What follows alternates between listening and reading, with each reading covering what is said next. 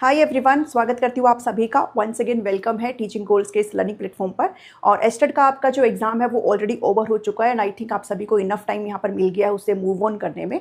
तो चैनल पर कोई भी क्लास नहीं आई है, इसके पीछे अपने कारण भी है और हल्का फुल्का गैप भी यहाँ पर बनता है। सो आज से चैनल पर आपको क्लासेस जो है वो देखने को मिल जाएंगी। आज कोई पढ़ाई वाली क्लास नहीं है, बट मैं आपके साथ कुछ इंपॉर्टेंट चीज़ यहाँ पर डिस्कस करना चाहती हूँ। अब जो आपका एग्जाम ओवर हो गया तो वो ये जो आपका एग्जाम था वो एक टेट एग्जाम था, ठीक है। एस्टेट का जो एग्जाम है वो आपका कैसा एग्जाम था? एक टेट एग्जाम था, एक अनिवार्य एग्जाम था। उसके बाद यहाँ तक ही चीज़ें जो है वो आपकी स्टॉप नहीं हो जाती है। इसके बाद आपको फोकस करना होता है। भाई आपको क्या चाहिए होती है? एक वैकेंसी यहाँ पर चाहिए होती है, ठीक है। एक वैकेंसी यहाँ पर चाहिए होती है और यहाँ पर वैकेंसी जब भी आएगी तो उसके लिए आप इनफ प्रिपेयर हो, तो उसके बारे में आपको पहले से ही आइडिया हो। ये आज इस वीडियो में मैं आपके साथ डिस्कस करने वाली हूँ कि क्या क्या अपॉर्चुनिटी है आपके पास, ठीक है। मैं हल्का सा लेट हूँ यहाँ पर, बट अभी जो चैनल है वो बिल्कुल पूरी तरीके से एक्टिव रहेगा और कुछ वैकेंसीज है जिनको यहाँ पर डिस्कस करना चाहूँगी। तो अभी एस्टेट 2025 तो ऑलरेडी ओवर हो गया है। इसके बाद आप यहाँ पर क्या कर सकते हो? आपके इतने सारे मैसेज मैंने रिसीव किए हैं। एक जो बहुत ज़्यादा मैसेज आ रहे हैं वो आ रहे हैं चंडीगढ़ वैकेंसी के। इसके जस्ट बाद आपको एक वीडियो देखने को मिलेगी जो कि रहेगी चंडीगढ़ वैकेंसी को टोटली टारगेट करते हुए, और चैनल पर फ्री कंटेंट आपको उसके रिगार्डिंग देखने को मिलेगा। उसके लिए आप प्लीज़ सेकंड जो वीडियो आएगी उसका वेट कर लीजिएगा, ठीक है। फिलहाल आफ्टर एस्टेट हम यहाँ पर क्या कर सकते हैं उसकी यहाँ पर अपडेट है, और इसको लेकर के जो स्ट्रॉन्ग आप लोग मुझसे बोल रहे हो और आप इवन नोट्स भी मांग रहे हो, तो वो सारी चीज़ें आज इसमें डिस्कस करूंगी कि मैं आपको वो नोट्स क्यों नहीं प्रोवाइड कर रही हूँ, ठीक है। हम यहाँ पर बात कर रहे हैं स्क्रीनिंग एग्जाम के बारे में। आप सभी को पता है हरियाणा में जब आपका एस्टेट होता है और जब भी आपको वैकेंसीज देखने को मिलती है तो उसमें आपको एक प्रोसेस होता है, उसको यहाँ पर अच्छे से समझेंगे, ठीक है। तो आज जो है हरियाणा के अंदर आपको अगर एक परमानेंट टीचर यहाँ पर बनना है तो उसके लिए आपको एक प्रोसेस समझने की ज़रूरत है, ताकि जब भी आपको वैकेंसीज यहाँ पर देखने को मिले तो आपको कोई भी दिक्कत ना हो। पीआरटी, टीएसडी, पीएचडी सबको ही यहाँ पर जो है डिटेल से आपको मैं बताने का काम करूँगी, ठीक है। चलिए देखिए आफ्टर एस्टेट यहाँ पर क्या क्या पॉसिबिलिटी है जो कि आपकी बन जाती है। चलिए जी, ठीक है। देखिए एस्टेट आपका ओवर हो गया है एंड ये आपका क्या था भाई? यहाँ पर ये हमारे पास था एक अनिवार्य एग्जाम था और एलिजिबिलिटी क्राइटेरिया था। इसके बाद आपको स्टॉप नहीं होना है। तो इसके बाद आपको भाई क्या करना है? यहाँ पर एक सेकंड रुकना। इसके बाद आप यहाँ तो या तो भाई स्क्रीनिंग के लिए जा सकते हो, ठीक है। पूरा स्क्रीनिंग का जो प्रोसेस है वो मैं आपको समझा दूंगी। स्क्रीनिंग का मतलब क्या है? जो भी आपकी वैकेंसी आएगी उसमें किस तरीके से आपको डील करना है, और उसमें वही बैठते हैं जिनका एस्टेट यहाँ पर क्वालिफाई होता है, ठीक है। इसके अलावा आप अदर एग्जाम की तरफ भी जा सकते हो। अब अदर एग्जाम की मैं यहाँ पर बात कर रही हूँ तो इसमें क्या क्या आ जाता है भाई? आपका इसमें सेंटर लेवल पर जो एग्जाम्स होते हैं वो आ जाते हैं, बहुत सारी चीज़ें इसमें आ जाती है, ठीक है। आप जो है वो DSSB की तरफ भी जा सकते हो। आप भाई KVS NVS की तरफ भी यहाँ पर जा सकते हो। KVS हो गया, NVS हो गया, APS हो गया, ठीक है। ये AWS जो करवाता है। इसके अलावा यहाँ पर एक वैकेंसी अभी जो रिसेंट में आपको देखने को मिलेगी वो है आपका चंडीगढ़ का, ठीक है। चंडीगढ़ की वैकेंसी आ रही है सभी पोस्ट के लिए, चाहे वो PRT हो, चाहे TGT हो, NTT हो, कुछ भी हो।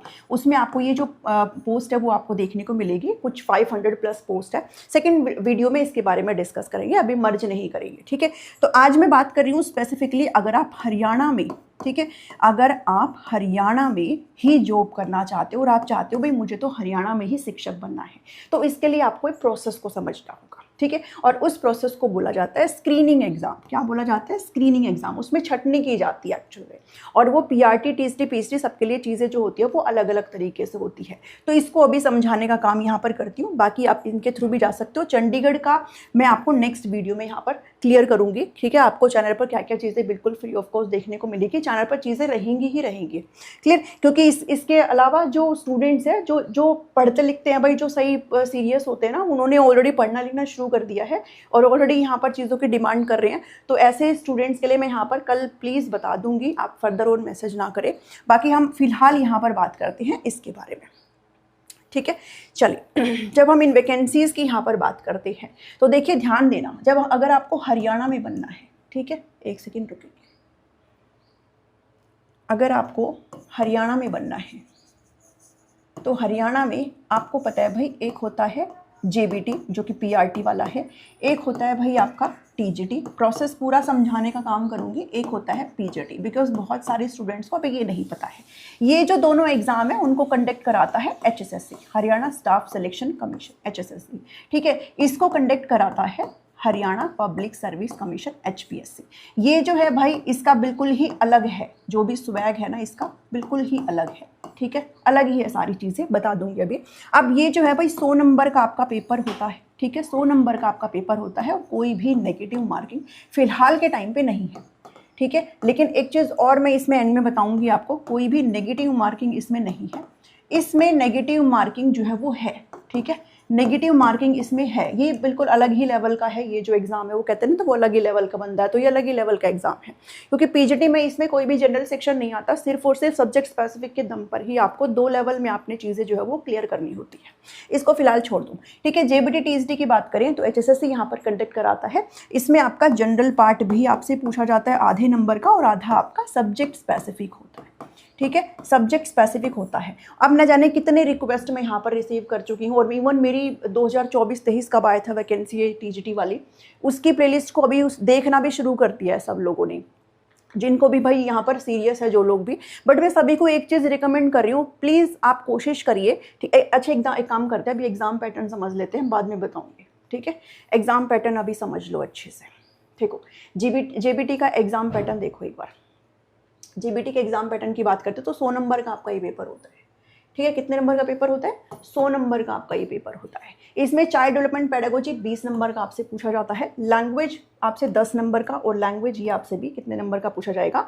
10 नंबर का यहाँ पर पूछा जाता है। एक सेकेंड रुकिए, ठीक है। ये 20 का हो गया, ये 10 का, और ये 10 का हो गया। इसके अलावा हरियाणा जीके आपसे 20 नंबर के, क्योंकि आप हरियाणा का कोई भी एग्जाम हो, हरियाणा जीके आपसे पूछी जाती है। जनरल इंटेलिजेंस और रीजनिंग एबिलिटी इसमें 10 नंबर का आता है। मैथमेटिक्स इसमें ऑब्वियसली बात है 20 नंबर का आएगा, और एनवायरमेंटल स्टडीज़ यहाँ पर, क्योंकि ये तो पीआरटी का मेन होता है ये सारी चीज़ें। तो ये फिलहाल का अभी जो रिसेंट में आपका मेवात का रिजल्ट भी आया है जेबीटी वालों का, तो ये 100 नंबर का है। ये प्रोसेस है जो जेबीटी वाले हैं उनका, ठीक है। इसके अलावा अगर मैं टीजीटी की बात करूँ, टीजीटी में ये भी आपका 100 नंबर का ही पेपर है, ठीक है। लेकिन ध्यान देना एक चीज़, देखो इसमें भी 50-50 का है। 50 आपका जनरल पार्ट लेकर के जाएगा और 50 आपका सब्जेक्ट स्पेसिफिक लेकर के जाएगा, कोई नेगेटिव मार्किंग नहीं है। एनवायरमेंटल अवेयरनेस 10% मतलब 10 नंबर की पूछी जाती है। इसके अलावा ये जो हरियाणा जी की है वो 20 नंबर की आती है। रोड सेफ्टी इसमें 5 नंबर का लास्ट टाइम पूछा गया था। इवन ये जो है आपका ये पेडागोजी पार्ट है, ये आपका 15 नंबर का आया था, और आपका जो कंसर्न सब्जेक्ट है वो 50 नंबर का आया था। तो टोटल आपका यहाँ पर 100 नंबर बन जाते हैं, ठीक है। अब बात है मुद्दे की ये कि जो आप लोग बात कर रहे हो कि भाई जनरल पार्ट के नोट्स दे दीजिए, और जनरल पार्ट में आपकी ये प्लेलिस्ट पढ़े कि नहीं पढ़े हैं, तो जो पीआरटी और टीजीटी वाले हैं उनके लिए स्पेसिफिकली मैं यहाँ पर एक बात कहूँगी, और सभी को मैसेज में यही बोल रही हूँ मैं, जो भी पीआरटी और टीजीटी वाले हैं, ठीक है, प्लीज़ इस जनरल पार्ट पर अभी ध्यान मत दो, ठीक है। जनरल पार्ट पर फोकस मत करिए, ठीक है। जनरल पार्ट पर फोकस मत करिए, बिकॉज अब की बार हो सकता है कि देखो एग्जाम पैटर्न जो है वो सबका चेंज हो रहा है, मे बी आपका भी चेंज हो जाए, तो इस पर आप फिलहाल जो है वो ध्यान प्लीज़ मत दो। आपका जो सब्जेक्ट स्पेसिफिक है, जो आपका कोर सब्जेक्ट है ना भाई, सब्जेक्ट स्पेसिफिक, सिर्फ इसको ही प्रिपेयर करिए, ठीक है। आप इसको इतना अच्छे से प्रिपेयर करके रख लो कि अगर मान लो बाय एनी चांस यही सेम जनरल पार्ट अगर दे दिया जाता है तो वो एक इनफ टाइम रहेगा 2 से 3 महीने का। अगर 2 महीने का भी रहता है तो भी ये इनफ आपकी प्रिपरेशन आराम से हो सकती है, ठीक है, आराम से। आप अपना जो सब्जेक्ट स्पेसिफिक है ना, ये जो कंसर्न सब्जेक्ट है जो टीजीटी और पीआरटी वाले हैं, पीआरटी मैथ्स और ईवीएस होता है, ये आपका जो कंसर्न सब्जेक्ट है मैथ्स साइंस ईवीएस कंप्यूटर जो भी है, ठीक है, तो वो आप अपना इतना अच्छे से स्ट्रांगली प्रिपेयर कर लो, इतना अच्छे से प्रिपेयर कर लो कि अगर आपका नहीं भी पूछते हैं या फिर आपसे अगर ये जनरल पार्ट पूछते हैं, अगर आपका जनरल पार्ट चेंज कर देते हैं तो आपको कोई दिक्कत ना हो। बिकॉज अभी हर जो एग्जाम है वो अपना पैटर्न बदल रहा है। टायर 1 टायर 2 का कोई एक कॉन्सेप्ट यहाँ पर आ चुका है, तो मे बी आपको इन फ्यूचर ये देखने को मिल सकता है। शायद आपको नेगेटिव मार्किंग भी देखने को मिल जाए, शायद आपको इंटरव्यू भी देखने को मिल जाए। तो चीज़ें आपकी अब समान नहीं रहने वाली है। ये चीज़ें जितना ईजी थी अभी तक जो बन गए ना भाई, उनके लिए बहुत ईजी प्रोसेस रहा है। ऑल्दो नौकरी हासिल करना अपने आप में एक चैलेंजिंग होता है, मैं ये नहीं कहती फ्री में हासिल हो जाती है, लेकिन अभी जो चीज़ें वो बहुत चैलेंजिंग होने वाली है। तो पीजीटी का तो ऑलरेडी हो चुका है, ठीक है, पीजीटी का तो ऑलरेडी हो चुका है, ये वाली भी चीज़ें हो सकती है। तो मैं सबको यही कह रही हूँ, प्लीज़ मत देखो उन प्लेलिस्ट को। फिर भी आप देखना चाहते हैं तो आप देख सकते हैं, वो ओपन है सबके लिए, ठीक है। नोट्स मैं किसी को अभी दे नहीं रही हूँ, ओके। तो पीआरटी टीजीटी में जनरल पार्ट पे फोकस मत करिए, सिर्फ और सिर्फ सब्जेक्ट स्पेसिफिक पर फोकस करिए। इसके अलावा हम अगर पीजीटी की बात करते हैं तो इसको समझ लो भाई, जो भी पीजीटी वाले हैं, ठीक है। देखो इसमें दो तरीके से आपका होता है, एक आपका होगा स्क्रीनिंग टेस्ट जिसमें छटनी की जाएगी, और एक आपका होता है सब्जेक्ट नॉलेज टेस्ट। जो पहला पेपर होता है वो आपका ऑब्जेक्टिव लेवल का होता है, मतलब इसमें आपको ऑप्शंस मिलेंगे, ठीक है। इसमें कोई भी जनरल पार्ट नहीं पूछा जाता, कोई भी जनरल सेक्शन नहीं पूछा जाता है। पीछे इंट्रोड्यूस किया गया था जनरल सेक्शन में, जैसे पेडागोजी, टीचिंग एप्टीट्यूड, ये सब, लेकिन एक नंबर का क्वेश्चन भी नहीं आया। अब तो इसमें टोटली साफ तौर पर लिखा हुआ है सिर्फ और सिर्फ आपका सब्जेक्ट ही आएगा। अगर किसी को फिजिक्स से बनना तो फिजिक्स ही आएगा इसमें सारा का सारा, ठीक है। तो इसमें नंबर ऑफ क्वेश्चन 100 आते हैं, और जो मिनिमम 25% लाते हैं भाई वही आगे यहाँ पर क्या जाते हैं, इस पर्टिकुलर पेपर में बैठेंगे। ये ऑब्जेक्टिव होता है, और ये जो है यहाँ पर 150 नंबर का है, लेकिन ये लिखने वाला होता है, डिस्क्रिप्टिव होता है। मीन्स यहाँ पर अब आपको बबल नहीं करना होता, आपको अपने पेन का इस्तेमाल करते हुए, अपनी बुद्धि का इस्तेमाल करते हुए आपको उसमें लिखना है, जैसे हम बोर्ड के पेपर में लिखते थे, ठीक है। तो ये ऑब्जेक्टिव होता है, और ये आपका कैसा होता है, सब डिस्क्रिप्टिव होता है, जिसमें आपको एक्सप्लेन करके लिखना है। ओके, अब जो आपका सिलेक्शन होता है वो किस प्रकार से होता है, यहाँ पर भी उनको ही मतलब मिनिमम 35% आने चाहिए, बट ऐसा नहीं है कि इतने आगे तो आप आगे चले ही जाएंगे, नहीं, वो डिपेंड करता है नंबर ऑफ सीट कितनी है, ठीक है। तो डिस्क्रिप्टिव में भी अब इसका जो नंबर है, जितने नंबर आए आपके, उसका 87.5% फाइनल सिलेक्शन में जाता है। इंटरव्यू होता है और इसका 12.5% जाता है। ये मिलाकर के आपके जितने नंबर आए हैं तब जाकर के आपका यहाँ पर सिलेक्शन होता है। सीटें खाली भी चली जाती है, ठीक है। तो ये तो सिंपल सी बात है, इतना इजी ये चीज़ रही नहीं है, आपको इसमें बहुत पढ़ना पड़ता है। तो आपको अपने सब्जेक्ट स्पेसिफिक की नॉलेज इतनी ज़्यादा होनी चाहिए है जिसकी कोई हद नहीं, ठीक है। चलिए, अगर मेरी रिकमेंडेशन की बात करूँ तो मैं ऑलरेडी आपको रिकमेंड यहाँ पर कर चुकी हूँ। अगर आप हरियाणा के अंदर वैकेंसी में बैठना चाहते हो और आपका यही जो है सोल पर्पज़ है, तो पीआरटी टीजीटी को मैं ऑलरेडी यहाँ पर बता चुकी हूँ, पीआरटी टीजीटी को मैं ऑलरेडी बता चुकी हूँ। अपने सिर्फ मेन सब्जेक्ट पर फोकस करिए, क्योंकि जो भी जनरल पार्ट मान लो अगर पूछा भी जाएगा तो क्या ही पूछ लेंगे जनरल पार्ट में, ठीक है। वो जो जनरल पार्ट है वो आपका उस टाइम पर भी हो जाएगा। आपका सब्जेक्ट स्पेसिफिक स्ट्रांगली प्रिपेयर कर लो, ताकि आप उस टाइम पर उन चीज़ों के लिए तैयार रहो, ठीक है। अगर पूछते हैं, नहीं भी पूछते हैं, टायर 1 आता है, टायर 2 आता है, इंटरव्यू आता है, जो मर्जी पूछिए, ठीक है। क्योंकि मुझे ऐसा नहीं लगता ये सेम चीज़ अभी रखने वाले हैं, क्योंकि ऑब्वियस सी बात है ये लोग कॉपी करते हैं और वो चीज़ें अब बदलेंगे।